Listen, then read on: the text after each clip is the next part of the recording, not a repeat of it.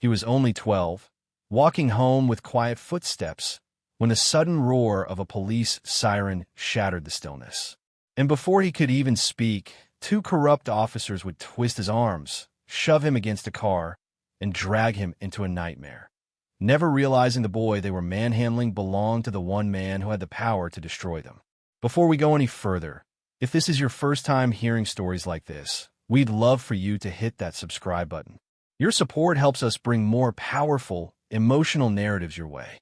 Trust me, you don't want to miss what happens next. Tom had always been a quiet kid, the kind teachers described as polite but easy to overlook. He walked the same route home every day, clutching the straps of his worn-out backpack, humming songs only he knew. Nothing about him looked threatening, suspicious, or even remotely unusual. That's why, when the police car skidded to a violent stop beside him, his first reaction wasn't fear, but confusion. Officer Grant stepped out first, his jaw clenched, eyes sharp with hostility that had nothing to do with justice. Officer Reed followed, already reaching for the cuffs, as if the decision to arrest Tom had been made long before the car even stopped. Tom froze, his mind scrambling to process what was happening. What did I do?" he asked, voice small and cracking. But the officers didn't answer him. They didn't ask questions. They didn't investigate. They simply grabbed him as though arresting a child in broad daylight was routine. And in that moment, Tom felt something break inside him, a fragile certainty that adults were supposed to protect him, not destroy him. As they forced him toward the car, he kept repeating the same words. "Please, I didn't do anything." Grant shoved Tom forward with a cold impatience that made nearby pedestrians stop and stare. Most hesitated, unsure if they should intervene, while others assumed the boy must have done something wrong. That was the problem. People always believed the uniform. Tom's heart hammered as Reed pressed him against the side of the car, patting him down aggressively as if expecting weapons on a skinny child who weighed barely 80 pounds. "Stop resisting," Reed barked, even though Tom wasn't resisting at all. The accusation was loud enough for the gathering crowd to hear, planting doubt before the truth even had a chance. Tom trembled, struggling to breathe as the metal cuffs bit into his wrists. Grant leaned close, his breath hot against the boy's ear. "You match the description," he growled. "That's all we need." Tom wanted to scream that they had the wrong person, that he had been nowhere near the vandalized market they were talking about. But every attempt at explanation was drowned out by the officer's escalating aggression. To them, he wasn't a child. He was a problem to be disposed of quickly. And no matter how loudly he begged, no one seemed willing to help. But someone was watching, someone who sensed that something wasn't right. Sarah, a woman walking home from her shift at the cafe, paused when she saw the officers yank Tom toward the squad car. There was a particular kind of fear in the boy's eyes, the kind that didn't come from guilt but from shock. She stepped closer, asking what the boy had done. Grant shot her a look meant to intimidate, telling her it was police business. Reed snapped that she could be arrested if she interfered. Their hostility only made Sarah more suspicious. She noticed they hadn't asked Tom a single question. She noticed their hands were rougher than necessary.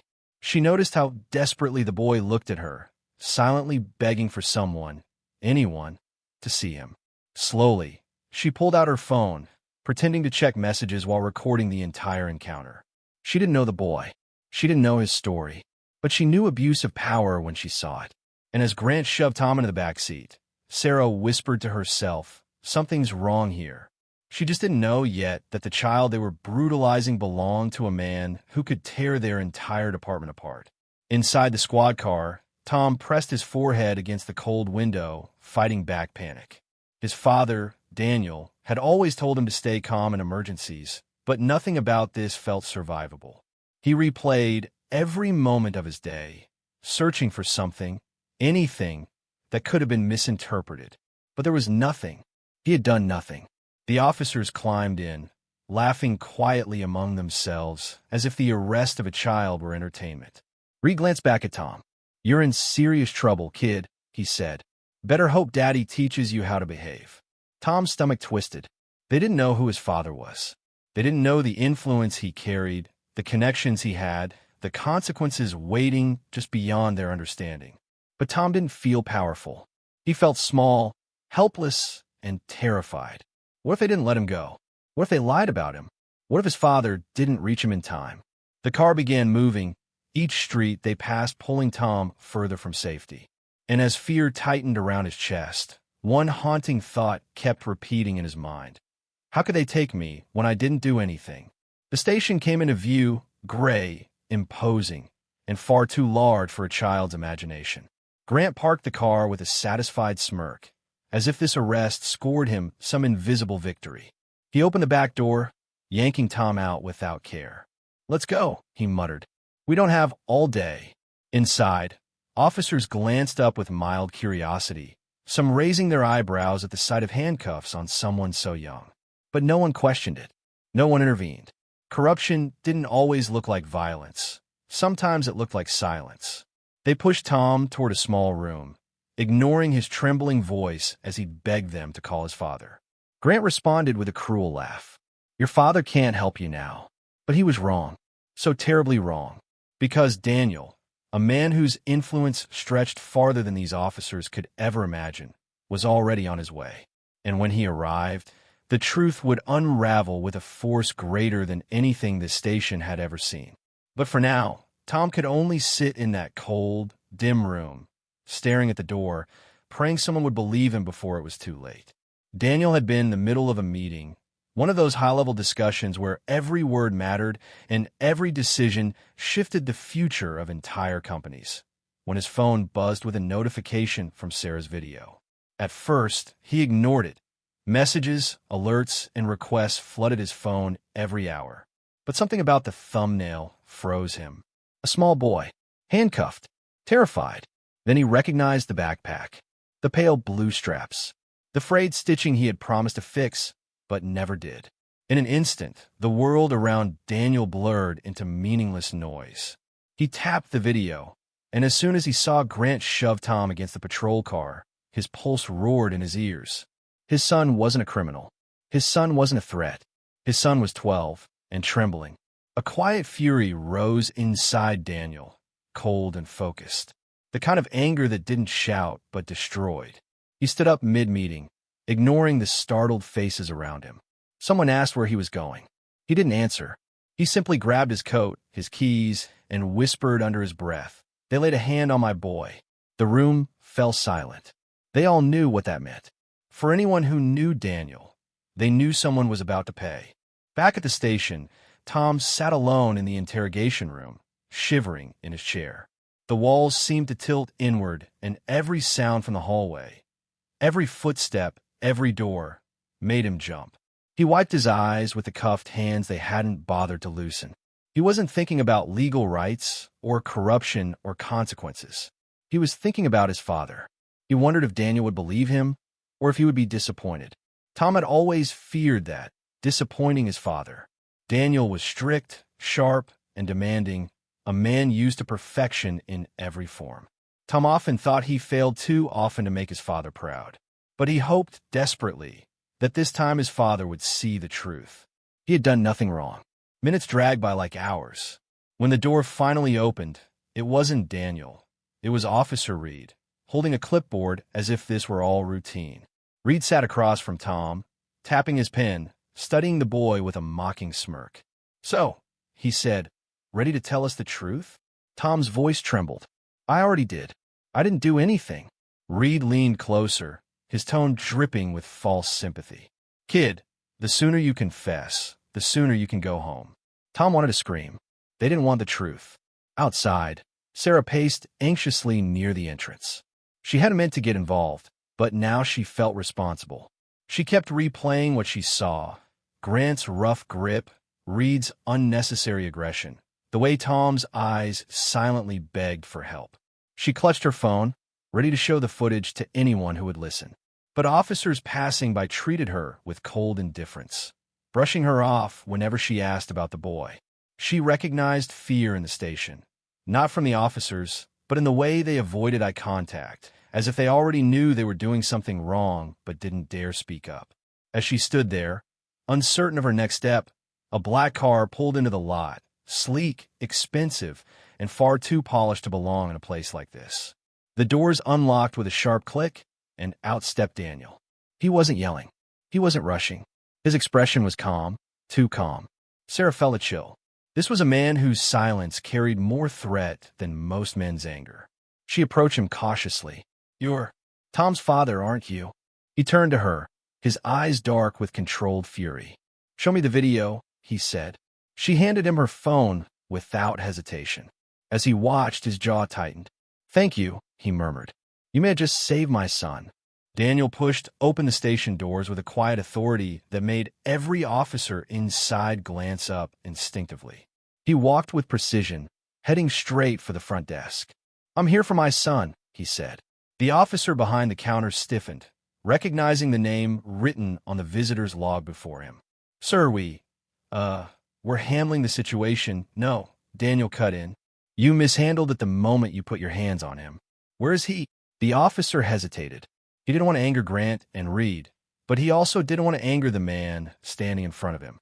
Daniel leaned in slightly. "Bring him to me. Now." The officer swallowed hard and scrambled to obey. As Daniel waited, he scanned the room, his eyes landing on Grant and Reed through the window of a side office. They were laughing, his fists clenched, not from rage, but from restraint. When Tom was finally let out, his eyes widened at the sight of his father. "Dad!" Daniel stepped forward, gently placing his hands on Tom's shoulders. "It's okay," he whispered. "You're safe now." But behind those calm words, another message simmered. This isn't over. Grant stepped out of the office, smirking when he saw Daniel comforting Tom. "He's being processed," Grant said casually. "We're not done with him." Daniel slowly turned. His voice was low, measured. "You're done with him the moment I walked in." Grant scoffed. "You think you can walk in here and—" "Yes," Daniel interrupted. "I can." Reed joined him, crossing his arms. "Sir, your son fits the description of a crime he didn't commit," Daniel snapped. "And I have a witness recording to prove your misconduct." Their expressions shifted. First surprise, then irritation, then something darker, fear. Daniel continued. "You arrested a child without questioning him. You handled him with force. You threatened a civilian who intervened. And you failed to follow basic protocol." Reed opened his mouth to argue, but Daniel stepped closer, his voice deadly quiet. "I will not allow my son to grow up thinking this is justice." The officers fell silent. Daniel placed a steady hand on Tom's back. "We're leaving." As they walked toward the exit, the station seemed to hold its breath. Everyone sensed the shift. This wasn't the end. This was the beginning of something much larger, a battle against corruption that would shake the entire department before it was over. The morning after the incident, the police station buzzed like a nest kicked open. News vans lined the street. Reporters waved microphones, and officers rushed in and out with pale, anxious faces. Every channel was replaying Sarah's video, Tom being shoved, cuffed, manhandled, begging them to stop. The public outrage was instant and explosive. Daniel hadn't needed to lift a finger. The world lifted it for him. But he still walked into the station with Tom beside him, calm as quiet thunder. It wasn't revenge he wanted, it was justice. The kind of justice that left no room for excuses, corruption, or forgotten children. Grant and Reed were escorted out in handcuffs, their faces red with rage and humiliation as crowds booed them. Cameras flashed. Officers whispered. Reporters shouted questions. And Tom stood in silence, watching the men who terrified him finally powerless. Daniel knelt beside him, gently taking his shoulder. "They can't hurt you anymore," he said softly. For the first time since the nightmare began, Tom believed him. And when the chief announced their immediate termination, arrest, and full investigation into their past abuses, the station erupted, not with noise, but with relief. Corruption had finally met its reckoning. But justice wasn't the end. Healing was. And that began right after Daniel led Tom out of the station. Instead of rushing back to work or diving into legal battles, he did something unexpected. He took Tom's hand and walked him to a quiet park nearby. They sat on a wooden bench overlooking a small pond, where ducks drifted slowly across the surface. Tom kept his gaze low, feeling the remnants of panic still twisting inside him. "Dad," he said after a long silence, "were you mad at me?" Daniel's heart cracked to the question. "No," he whispered. "I was angry at myself. I should have been there. I should have seen how scared you were." Tom blinked, startled. His father rarely apologized, not because he was prideful, but because he was powerful in every room he entered. Yet here, with his son, he wasn't a businessman or a man of influence. He was just a father trying to fix what was broken. "You did nothing wrong," Daniel continued. "And I'm sorry you thought even for a moment that I'd be disappointed in you." Tom leaned into him gently, something he hadn't done since he was much younger. A soft warmth bloomed in Daniel's chest. He wrapped an arm around his son, holding him as if protecting him from the world itself. It wasn't loud or dramatic. It was simple. It was healing. And for Tom, it felt like safety for the first time in a long time. As they walked back toward the parking lot, a familiar voice called out, "Tom." "Daniel." Sarah hurried toward them, breathless but smiling. "I just wanted to check on him," she said, her eyes resting on Tom with genuine concern. "I'm so glad he's okay." Daniel offered a grateful nod. "You didn't have to record that video," he said. "Most people would have walked away." Sarah shook her head. "Most people didn't see his face." Tom stepped forward, nervous but steady. "Thank you," he murmured. Sarah's eyes softened. "You're stronger than you know." A few pedestrians nearby recognized Tom, offering gentle smiles or thumbs-up gestures. One elderly woman even patted his shoulder and said, "You're a brave young man." These strangers didn't know his name yesterday. Now, they rallied around him like a community that refused to let injustice swallow a child. Daniel watched it all with quiet gratitude. The world could be cruel, but sometimes it could also be incredibly kind. Sarah turned to leave, but Daniel stopped her. "If you ever need anything," he said sincerely, "you have my support." She smiled warmly. "Take care of each other," she replied before walking away. That afternoon, Daniel took Tom somewhere unexpected. The small ice cream shop he used to visit as a boy, long before power and influence filled his life with endless responsibilities. The shop owner recognized him immediately, but kept things simple, treating them like any other father and son. Tom picked the same flavor he always chose, vanilla with chocolate swirls. Daniel chose mint, surprising Tom, who raised an eyebrow. "That's weird," he said. Daniel laughed. A real laugh, the kind Tom hadn't heard in months. They sat at a tiny table by the window, the soft hum of conversation around them. Tom licked his ice cream slowly, glancing up at his father. "Dad," he said quietly, "are you going to be around more?" Daniel set his spoon down. "Yes," he answered without hesitation. "No meeting, no contract, no deal is more important than you." Tom's eyes glimmered, a fragile smile forming, one that made Daniel realize just how much his son had carried alone. They talked, really talked, about school, hobbies, fears, dreams. And the longer they sat there, the lighter Tom became. As if piece by piece, the weight of what happened was replaced by something gentle, warm, and rare, love that was finally being spoken, not just assumed. That evening, as they returned home, Tom paused before entering the mansion. "Dad," he said softly.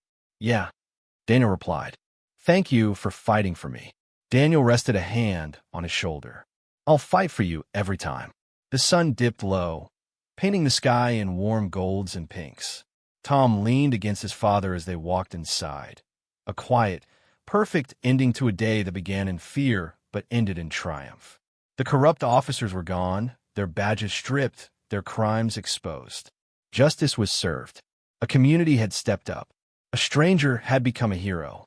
And a father and son, once distant, found their way back to each other. If their story reached someone, if it reminded even one person to stand up when something is wrong, then maybe all the pain had a purpose. And as the final light faded from the sky, one truth echoed softly between them. Sometimes the worst moments lead to the sweetest endings. If you want more powerful, emotional stories like this, don't forget to hit that subscribe button. Your support truly means the world.